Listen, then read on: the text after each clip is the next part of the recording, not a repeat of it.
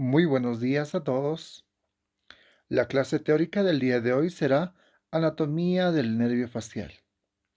Como es de conocimiento general, el nervio facial, el cual observamos en esta imagen, es el séptimo par craneal y tiene un carácter tipo mixto, lo cual comprende tres elementos o tres componentes. Un componente motor, el cual tiene como función dar movilidad a los músculos faciales, un componente sensitivo, el cual recibe sensaciones del pabellón de la oreja y del conducto auditivo externo, y un componente motor vegetativo, el cual, mediante su inervación, va a dar justamente la inervación secretomotora de las glándulas lagrimales y las glándulas salivales. Continuaremos. El séptimo par craneal es aquel nervio que principalmente interviene en lo que son los gestos de la expresión facial, tanto sea gestos de dolor como de alegría, como estamos observando en esta imagen, ya que brinda motilidad por su carácter motor a todos los músculos faciales. Estos músculos faciales, con el paso del tiempo, van a generar en la piel justamente lo que son las líneas de expresión facial. Estas líneas de expresión facial se producen por, por la acción de los músculos subyacentes a la cara profunda de la piel y se van a ir apareciendo con el paso del tiempo con estos surcos que observamos en las personas mayores. Este nervio ha sido estudiado justamente por un médico de origen escocés denominado el doctor Charles Bell. El doctor Charles Bell hizo un estudio justamente en personas que han sido agredidas durante las batallas que ocurrían en la antigüedad y vio una particularidad en cada una de ellas, que recibían golpes a nivel de la región temporal. Justamente ese ha sido el pie de inicio a su estudio. Este estudio ha sido justamente en soldados que han recibido golpes a nivel de lo que es la cabeza. Y su manifestación vendría a ser con alteración de la motilidad de los músculos faciales de un lado de la cara. Esa motilidad justamente provoca que el lado sano tire del lado opuesto enfermo, evitando acá, como observamos, el cierre palpebral y también lo que es la desviación de la comisura labial hacia el lado sano.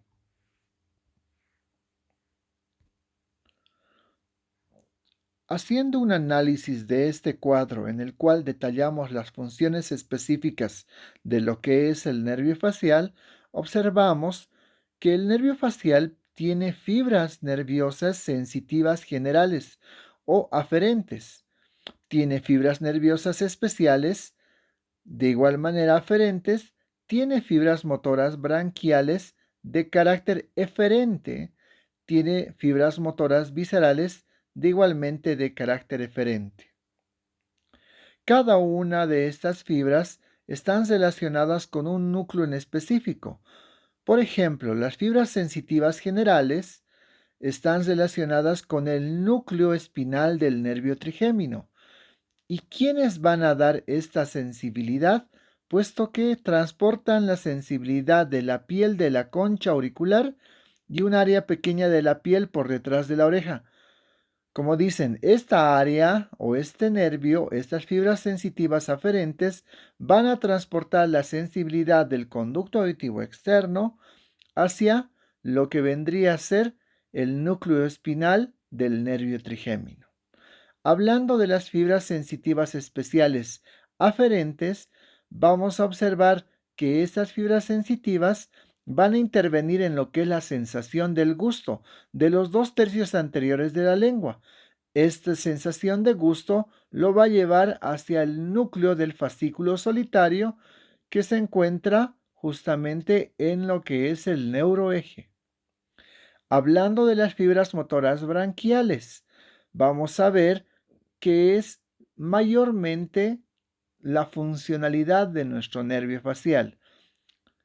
Como explica acá, inervar los músculos de la expresión facial al músculo frontal, occipital, orbicular de los ojos, corrugador, superciliar, músculo prócer, músculo nasal, elevador del labio superior, elevador del labio superior y del ala de la nariz, al músculo cigomático mayor, cigomático menor, elevador del ángulo de la boca, al músculo mentoniano, depresor del labio inferior y depresor del ángulo de la boca. Acompañando a estos, vamos a expresar que también da inervación al músculo buccinador, al músculo orbicular de la boca, al músculo risorio y al músculo platisma. Como indica acá, también tiene fibras motoras branquiales que inervan los músculos del estribo, estiloioideo y el vientre posterior del digástrico. Estas son las fibras motoras branquiales. Ahora pasamos a describir las fibras motoras viscerales. Viscerales o visceromotoras, las cuales van a dar la estimulación a las glándulas lagrimales y también a las glándulas salivales submandibulares y sublinguales, así como también a la mucosa de la nariz y al paladar duro y blando para la secreción mucosa. El núcleo encargado de este es el núcleo salival superior y también el núcleo lácrimo-muconasal, como antiguamente se lo denominaba. Vamos a también ahora detallar lo que es un origen aparente y un origen real de este nervio facial. El origen aparente es en este surco que observamos acá, entre lo que es el bulbo y la protuberancia o puente. En el surco bulbo-protuberancial, entre lo que es el nervio auditivo lateralmente, el nervio intermediario en la parte medial y el nervio motor ocular externo o abducens, se encuentra emergiendo el nervio facial y el nervio intermediario. Al emerger este nervio facial, acompañado del nervio intermedio o intermediario, es que decimos que tiene un origen aparente, puesto que el origen real no se encuentra a nivel de lo que es el surco bulboprotuberancial, sino se encuentra en los núcleos que encontramos en el interior de la protuberancia. Detallaremos ahora que el origen real de la porción motora viene a estar ubicado en un núcleo en el espesor de la protuberancia. Este núcleo es el núcleo motor del nervio facial, el cual estará dividido en dos segmentos, un segmento ventral y un segmento dorsal y un segmento medial. Cada uno de los segmentos se va a encargar de gobernar la motilidad de músculos faciales en específico. Por ejemplo, el segmento dorsal se encargará de los músculos de la región facial superior, mientras que el segmento ventral se encargará de los músculos del sector facial inferior. Este origen es el origen real de la porción motora. Ahora hablaremos del origen real de la porción sensitiva. El origen real de la porción sensitiva viene a darse a nivel del ganglio geniculado que se encuentra a nivel del primer codo intrapetroso del nervio facial. Ahí es donde se origina realmente la porción sensitiva del nervio facial. ¿Y quién o qué es la parte sensitiva del nervio facial? Pues el nervio intermedio o el nervio intermediario que se encontrará a partir de este ganglio geniculado. Hablaremos también de este nervio intermediario o intermedio que a partir de lo que es el ganglio geniculado se va a dirigir hacia lo que es el neuroeje, específicamente va a ingresar por el surco bulboprotuberancial hacia el espesor de la protuberancia y va a terminar justamente lateral a lo que es el núcleo del fascículo solitario y de la parte principal o parte sensitiva del nervio trigémino. Tiene acá sus núcleos de terminación el nervio intermediario o intermedio. Hablaremos del componente vegetativo. El componente vegetativo tiene un origen a nivel de lo que vendría a ser los dos núcleos, el núcleo lácrimo-muconasal y el núcleo salival superior, que se encuentran posterior al núcleo motor principal del nervio facial, y desde este punto las fibras vegetativas van a salir o van a ser de carácter eferente y van a entremezclarse tanto sea con las fibras nerviosas del nervio intermedio y también con las fibras nerviosas del nervio facial hasta llegar al ganglio geniculado.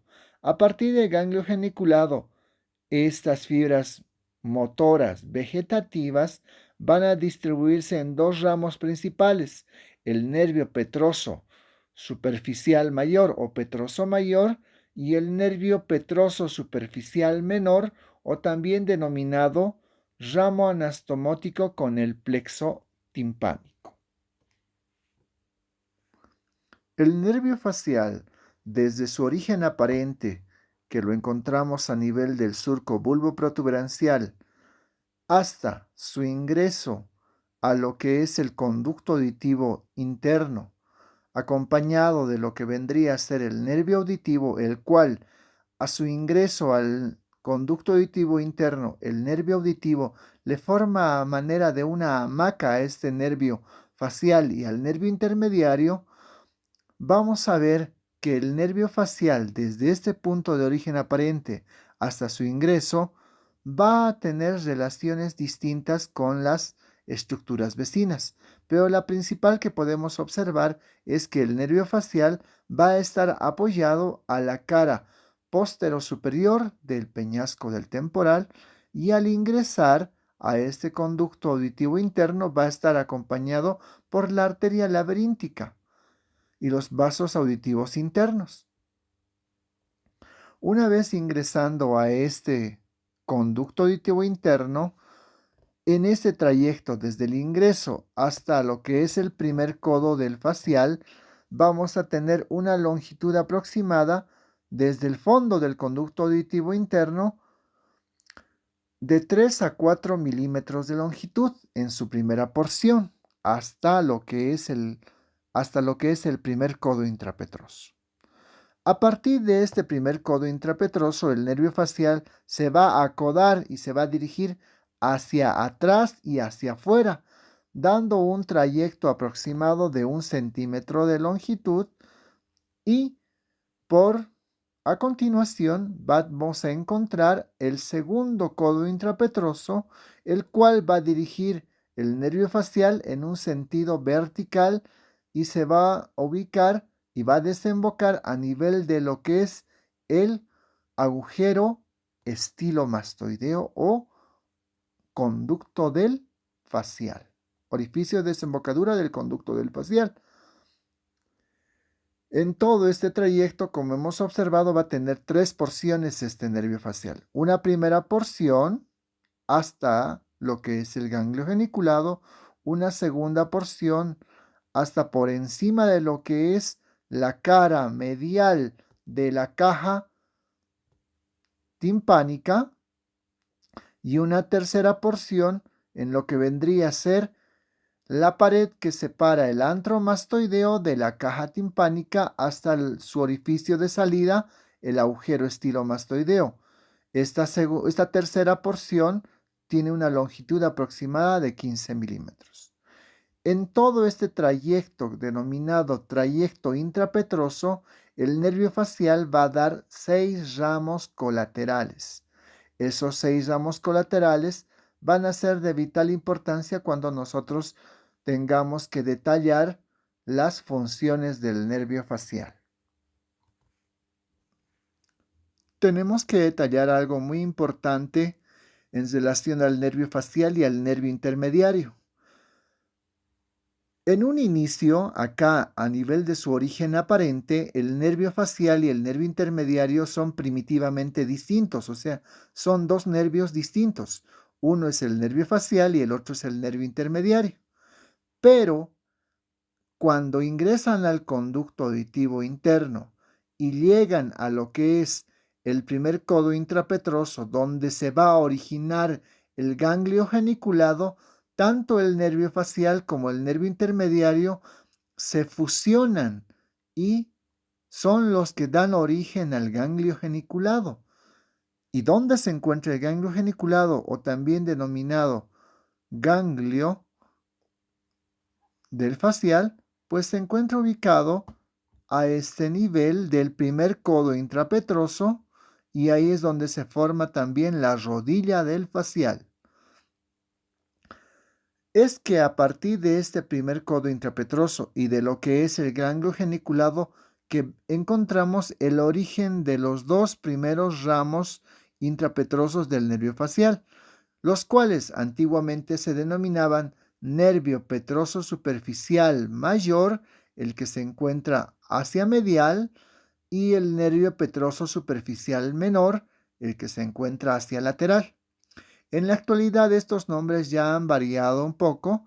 Al nervio petroso superficial mayor solamente se lo denomina nervio petroso mayor y al nervio petroso superficial menor se lo llega a denominar ramo anastomótico con el plexo timpánico.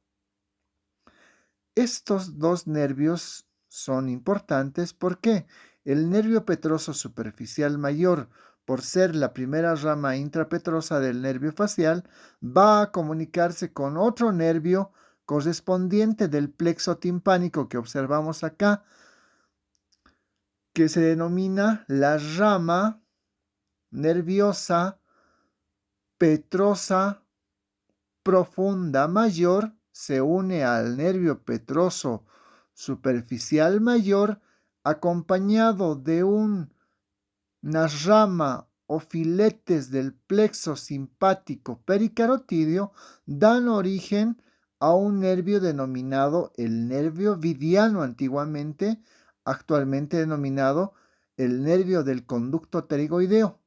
Este nervio atraviesa una membrana fibrosa ubicada entre lo que es el hueso temporal y las alas mayores del esfenoides y salen fuera del cráneo y atraviesan el conducto pterigoideo desde atrás hacia adelante para llegar a anastomosarse con el ganglio esfenopalatino o pterigopalatino en la actualidad, y por medio de este nervio pterigoideo o nervio del conducto pterigoideo o nervio vidiano, el nervio facial va a dar inervación a justamente la mucosa nasofaringia, primeramente, y posteriormente va a dar inervación secretomotora a la glándula lagrimal. O sea, damos a entender que este nervio petroso superficial mayor, petroso profundo mayor, al unirse y un ramo del plexo simpático pericarotídeo, van a dar inervación de tipo vegetativo y sensitivo, tanto sea a la mucosa buconasofaringia y a las glándulas lagrimales. Ahora hablaremos de la segunda rama, que vendría a ser la rama petrosa superficial menor, actualmente denominado ramo anastomótico con el plexo timpánico. Este ramo anastomótico se va a unir a otro nervio denominado también petroso profundo menor, los cuales se van a unir y acompañados de otro filete nervioso que envuelve a lo que es la arteria meningea media van a conformar un nervio el cual va a descender o va a salir por fuera de lo que es el conductillo petroso en las alas mayores del esfenoides hacia lo que es fuera del cráneo y se van a unir a lo que es el ganglio óptico. Este ganglio óptico correspondiente al nervio B3 o nervio mandibular del trigémino va a prestar o va a dar una inervación directa hacia lo que es justamente el nervio auricular o aurículo temporal y también va a prestar inervación por medio de este mismo nervio, o sea, por medio de este mismo nervio que es el ganglio óptico y el nervio mandibular a las glándulas salivales inferiores. Es un poco complejo esta descripción, pero la vamos a detallar poco a poco. Describiremos ahora otra de las ramas intrapetrosas que corresponden al nervio facial. Tenemos que detallar que las ramas intrapetrosas del nervio facial son 6. Acabamos de describir la primera y la segunda. Ahora describiremos una rama motora que vendría a ser la tercera. Es la rama nerviosa denominada nervio del músculo del estapedio, antiguamente llamada nervio del músculo del estribo, que justamente en la tercera porción de lo que es el nervio del facial es que se desprende esta rama y da inervación justo como dice su nombre al músculo del estribo, el cual interviene en lo que es la mecánica de la función auditiva. La siguiente rama que vamos a detallar viene a ser el nervio cuerda del tímpano. Este nervio cuerda del tímpano justamente tiene su origen un poco por encima del agujero estilomastoideo, a unos 2 a 3 milímetros, y penetra en el espesor de lo que es el hueso y la pared lateral o externa de la caja timpánica, entre lo que es la pirámide y el sulcus tympanicus, y va a aparecer, como estamos observando acá en la imagen, como un cordón colgante en lo que es la membrana timpánica. ¿En qué cara? En la cara medial o interna de la membrana timpánica. El nervio cuerda del tímpano, justamente por eso se denomina.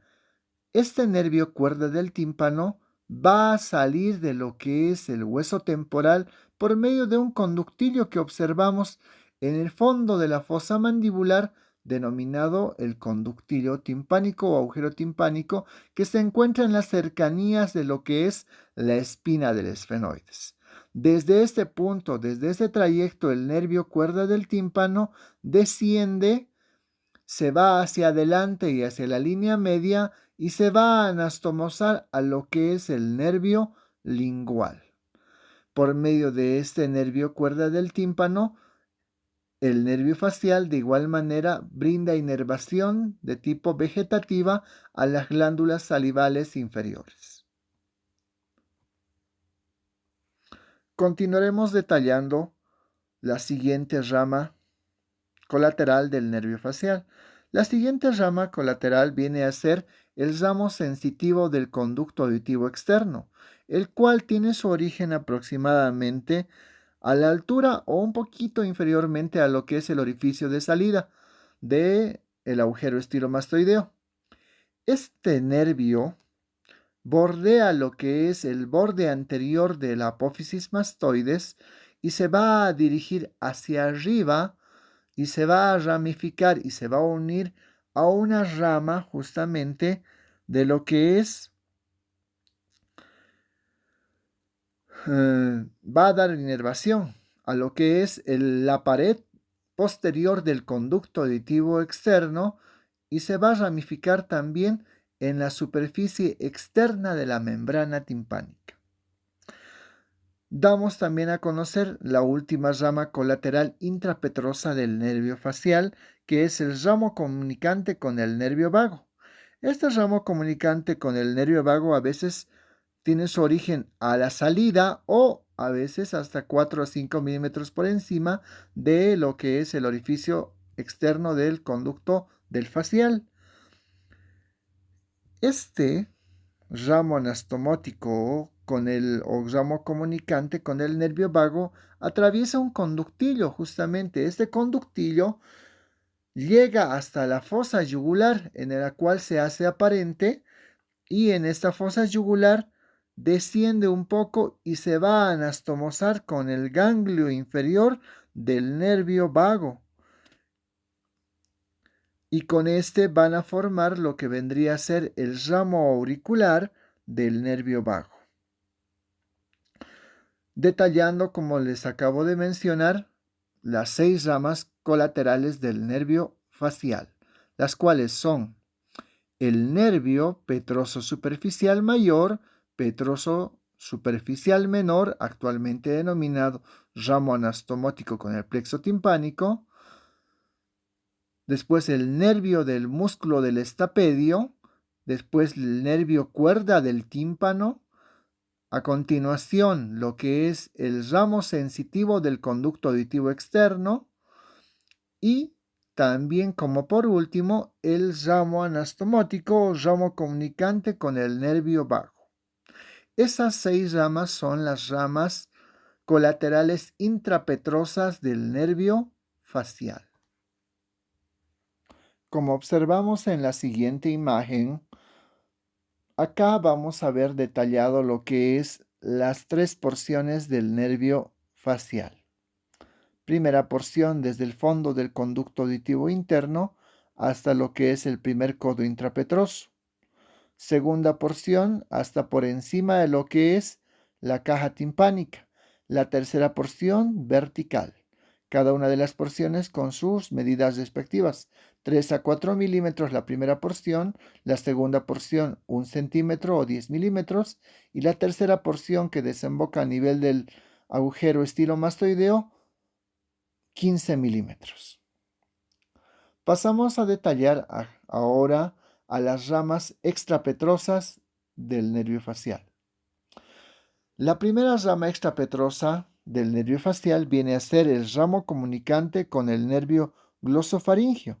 Esta rama se desprende a la salida del conducto auditivo, del conducto estilomastoideo y cruza, como dicen, la cara anterior de la vena yugular interna y termina esta rama en el ganglio inferior del nervio glosofaringeo.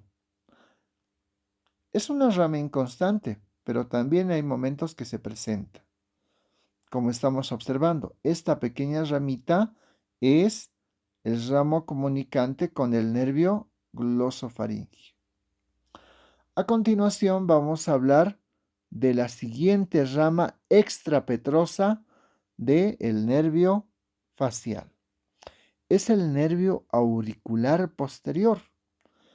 Este nervio auricular posterior no se encuentra, no lo observamos en esta imagen, pero se desprende justamente ya cuando el nervio facial salió por el agujero estilomastoideo, se dirige hacia atrás, entre lo que es el borde anterior de la apófisis mastoides y se dirige hacia afuera y se va a anastomosar, se va a unir con una rama del plexo cervical superficial. ¿Cuál rama?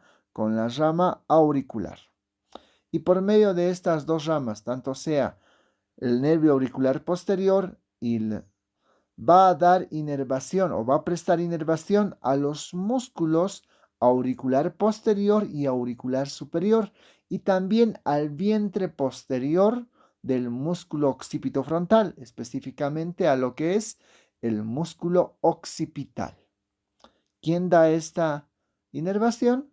Pues el nervio auricular posterior.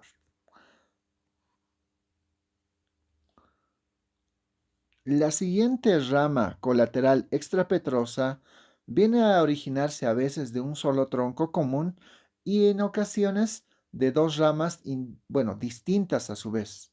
Pero hablaremos ahora de la rama común, que viene a ser un tronco común, que es el que da la inervación al vientre posterior del digástrico, como estamos observando en esta imagen.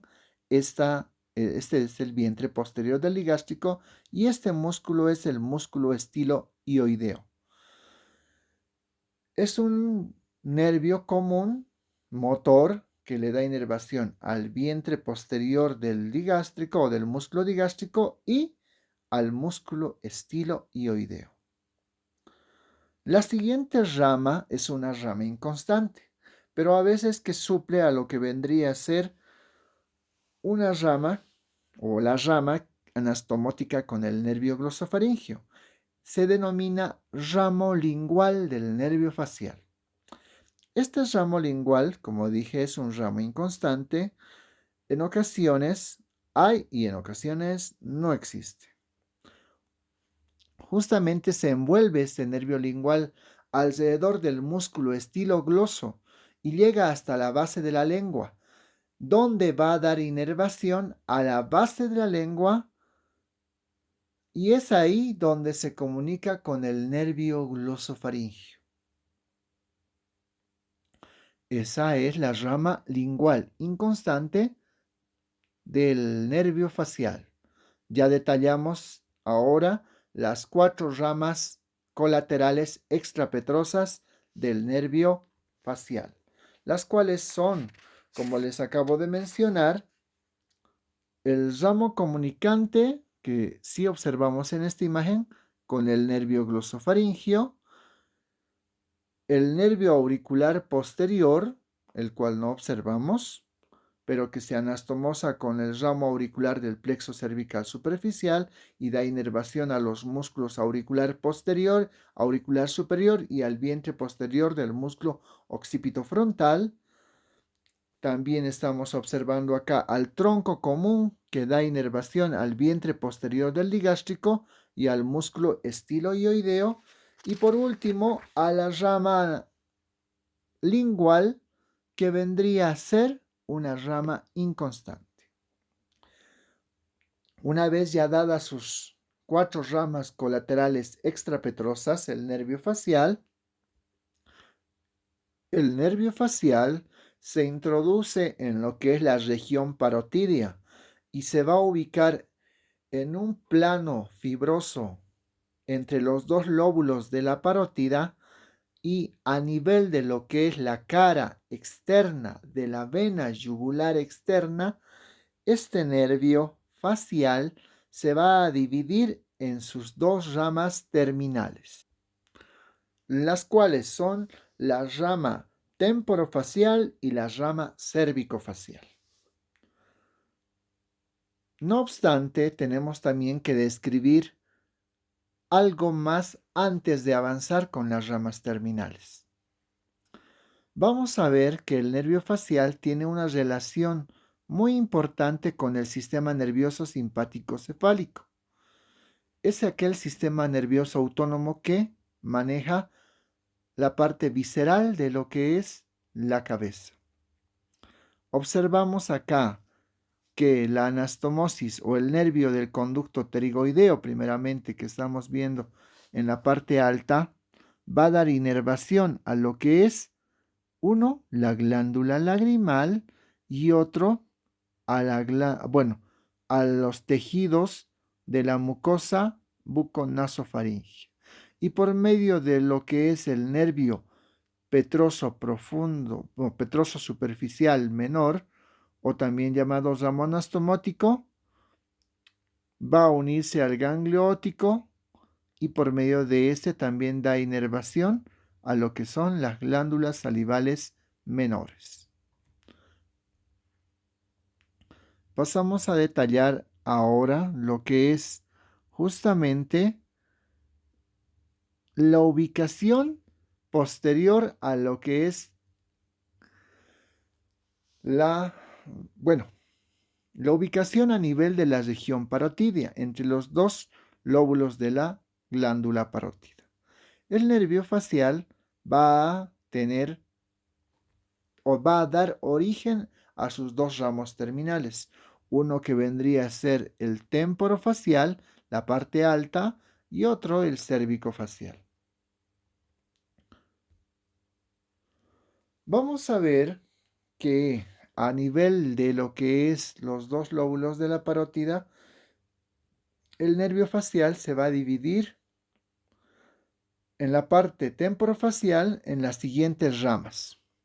Va a dar ramas temporales, va a dar ramas frontales, va a dar una rama cigomática y va a dar una rama bucal superior en relación a lo que vendría a ser la rama temporofacial.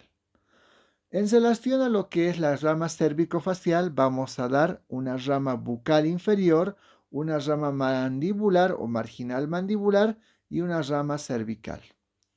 Una forma memotécnica adecuada es extender la palma de la mano en relación a las áreas de dominio de estas ramas para tener un conocimiento mejor o un conocimiento por lo menos de las ramas que tenemos, que son las ramas terminales del nervio facial. Acá vamos a ver las ramas temporales o también las temporales frontales, la rama cigomática, la rama bucal, mandibular y la rama cervical. La rama temporal se va a encargar de lo que es la inervación de el músculo auricular anterior y el vientre anterior del músculo occipito frontal, o sea, el músculo frontal. Las ramas frontales de igual manera frontales van a dar inervación a lo que es los músculos corrugadores, a los músculos superciliares que se encuentran a este nivel o corrugadores, y también vamos a dar la inervación a los músculos orbiculares, la porción superior. La rama cigomática va a dar inervación a lo que vendría a ser las porciones inferiores del músculo orbicular, a los músculos elevador del ala de la nariz, al músculo elevador del ala de la nariz y del labio superior, a los músculos alares, a los músculos transversos de la nariz, a los músculos que vendría a ser al músculo canino o elevador de la comisura labial. También va a dar inervación al parte de lo que vendría a ser el músculo buccinador por medio de la rama bucal superior y también al músculo risorio en relación a lo que es las ramas temporofaciales. En relación a la rama cérvico-facial, vamos a observar que se van a dividir en una rama bucal inferior, las cuales van a dar inervación al triangular, al cuadrado, antiguamente denominados, ahora son los depresores de lo que es el labio inferior, depresor de la comisura labial. También vamos a ver al músculo mentoniano por medio de la rama mandibular marginal y por medio de la rama cervical al músculo platysma mioides. Una memotecnia fácil para recordar las ramas terminales del nervio facial son: tengo 100 burros mansos sin cerebro. Van a ser tengo de las ramas temporales y frontales, 100 de la rama cigomática, burros de la rama bucal, mansos de la rama mandibular, cerebro de la rama cervical. Es una memotecnia sencilla que les ayuda a recordar las ramas terminales de lo que vendría a ser el nervio facial. Como anteriormente les dije, el nervio facial a nivel de la cara externa de la vena yugular externa se va a dividir en sus ramas terminales, que son la temporofacial y la cérvico-facial. Pero eso no quiere decir que estas ramas no tengan intercomunicaciones entre ellas. Justamente en el espesor de la glándula parótida, el nervio facial y sus dos ramas van a tener lo que es un plexo. el plexo intraparotídeo. Ese plexo va a comunicar varias ramas del nervio facial entre ellas, o las ramas terminales del nervio facial. Cualquier lesión que se vaya a ubicar entre lo que es la salida del nervio facial del cráneo por medio del agujero estilomastoideo hasta su división o bifurcación terminal puede provocar una parálisis de los músculos de la mitad correspondiente a la lesión, no pudiendo la persona accionar ninguno de estos músculos de la mitad correspondiente, y a este tipo de lesión se denomina parálisis facial periférica. La parálisis facial periférica, estudiada justamente por el Dr. Charles Bells, ha sido una lesión frecuente en algunas de las guerras en la antigüedad, en las cuales se utilizaban objetos contundentes que llegaban a lesionar la región tanto sea auricular como parotidia, llegando a cortar o lesionar de manera permanente al nervio facial. Acá vemos en una disección cadavérica las ramas justamente temporofaciales y las ramas cervicofaciales, que se van a ir a dirigir a cada uno de los músculos de dominio de estos nervios. Observaremos acá algo de la parte funcional. La parálisis facial se va a dividir en dos tipos, una parálisis central y una parálisis periférica. La parálisis central va a afectar al movimiento, como dicen, voluntario de la parte inferior de la cara. Suelen ser normales los movimientos faciales reactivos a emociones. ¿Por qué solamente afectará a una parte de lo que es la mitad de la cara? Puesto que la parálisis central o parálisis facial central va a afectar a una sola porción, porque esta porción es la que ha sido lesionada a nivel del núcleo motor del facial. La parte superior de cada hemicara, de una hemicara, está manejada o está gobernada por ambos hemisferios cerebrales, mientras que la porción inferior solamente está gobernado o manejado por el hemisferio lateral o contralateral. O sea, quiere decir que el hemisferio lateral del lado izquierdo maneja el lado derecho en la parte inferior. El lado derecho maneja el lado izquierdo en la parte inferior. Mientras que en la parte superior ambos hemisferios van a poder manejar o van a poder estimular a los músculos de la región superior de la hemicara. Si uno de los dos se altera, por ejemplo el lado derecho, el lado izquierdo suple la funcionalidad para que puedan funcionar la parte alta de los músculos faciales, mientras que la parte baja sí va a ser lesionada. Esto es en la parálisis facial de tipo central.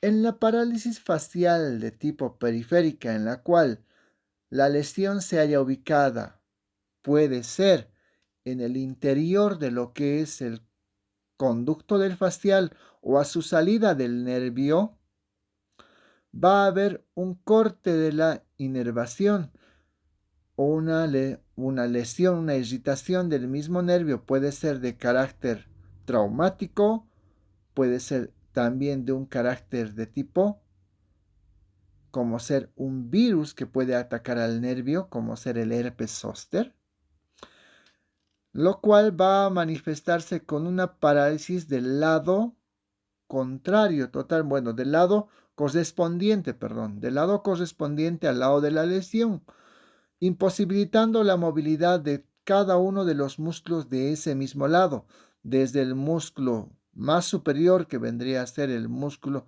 frontal, hasta el músculo más inferior, que vendría a ser el platysma mioides, y los músculos depresores de la comisura labial y depresor del labio inferior. ¿Cómo se va a observar este tipo de lesión? El lado afectado va a ser arrastrado, jalado hacia el lado funcional o al lado que está bien, dando una mueca, un gesto, alterando la facies de nuestro paciente, jalando al lado contrario.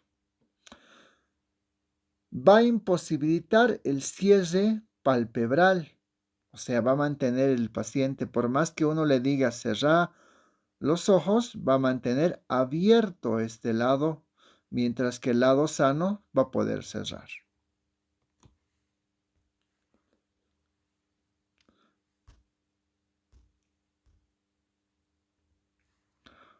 Un movimiento sincrónico de los músculos faciales y también la funcionalidad del músculo facial nos va a dar justamente el aspecto y nos va a poder facilitar demostrar lo que nosotros sentimos y lo que nosotros podemos expresar mediante los gestos. Es que con el pasar del tiempo, estas expresiones faciales causadas justamente por la inervación del nervio facial, en nuestra cara vamos a presentar estos surcos de fruncimiento, desde lo que comúnmente se denomina las patas de gallo, hasta estos surcos de fruncimiento que observamos en la frente y estos surcos de gesticulación en una persona anciana. Nuevamente volvemos. El doctor Charles Bell en 1824 hizo el análisis justo de lo que es la parálisis facial. Él hizo muchas disecciones, tanto sea en cadáveres humanos, en conejos, en los cuales analizó justamente este problema que es la parálisis facial. Charles Bell, de origen escocés, fue un médico, filósofo, artista,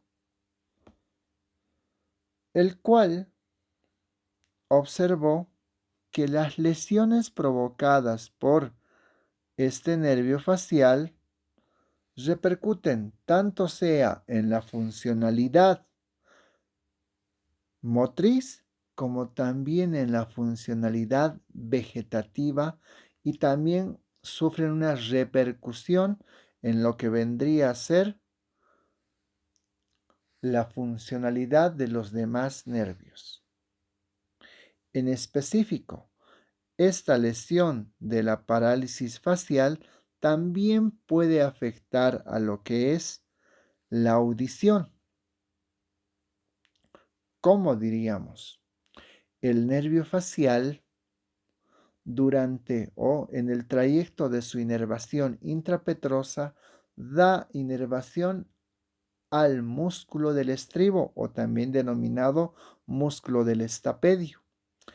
Este músculo del estapedio es un músculo antagonista del músculo del martillo o tensor de la membrana timpánica. Una característica principal de aquellas personas con parálisis facial es que tienen una intolerancia al sonido. ¿Por qué? Esta intolerancia al sonido, porque al más mínimo sonido que presente en el ambiente donde se encuentre situado la persona con una parálisis facial, en el lado correspondiente va a presentar que la membrana timpánica se encuentra totalmente tensa, porque no hay quien ejerza oposición. el músculo del estribo ejerce oposición y relaja a lo que es la membrana timpánica. Cuando existe parálisis facial, la membrana timpánica está totalmente tensa y cualquier sonido, por más pequeño que sea, va a provocar desde un dolor hasta una irritación a nivel de lo que es la percepción auditiva del paciente. Esa es una alteración recurrente en aquellas personas que tienen este tipo de parálisis.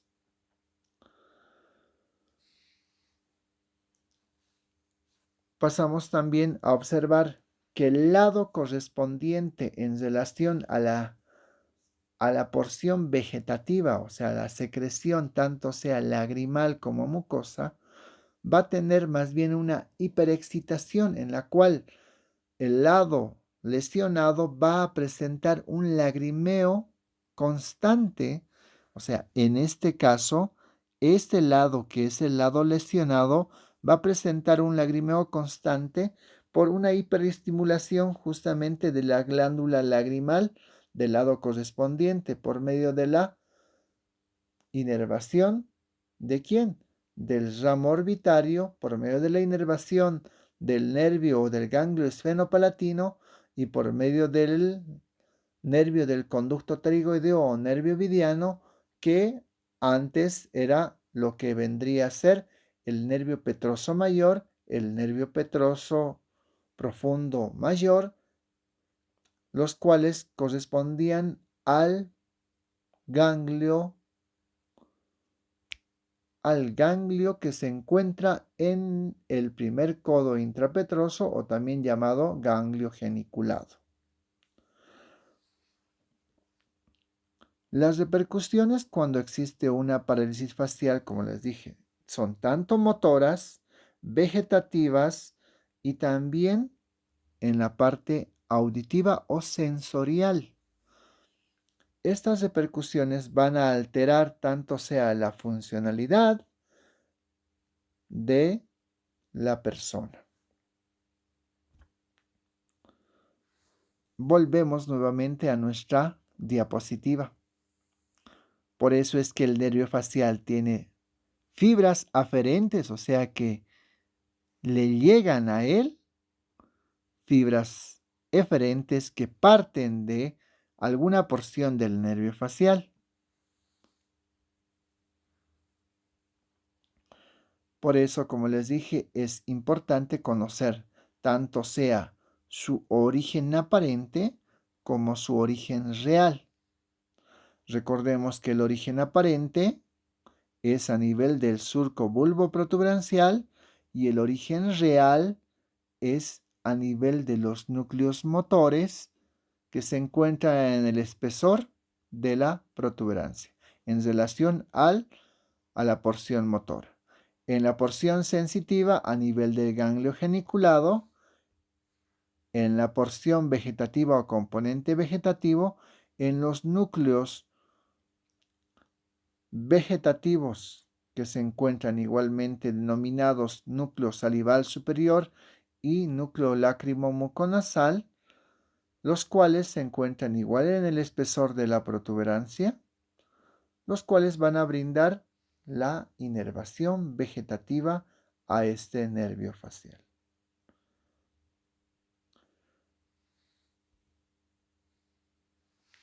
Cuando nosotros hablamos del nervio facial, hablamos de un nervio tan importante como lo es el nervio trigémino para nosotros los odontólogos, puesto que nuestro área de estudio, nuestra área de estudio también corresponde a lo que son los músculos faciales.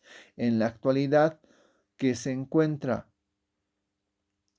tanto sea como una parte funcional a la parte del área del nervio trigémino, puesto que ambas porciones, tanto sea el nervio trigémino como el nervio facial, vienen a estar supeditados en su función al otro. El nervio trigémino da la inervación sensitiva, mientras que el nervio facial da la inervación motora. Muchísimas gracias por su atención. Ha sido un gusto estar con ustedes nuevamente. Hasta luego.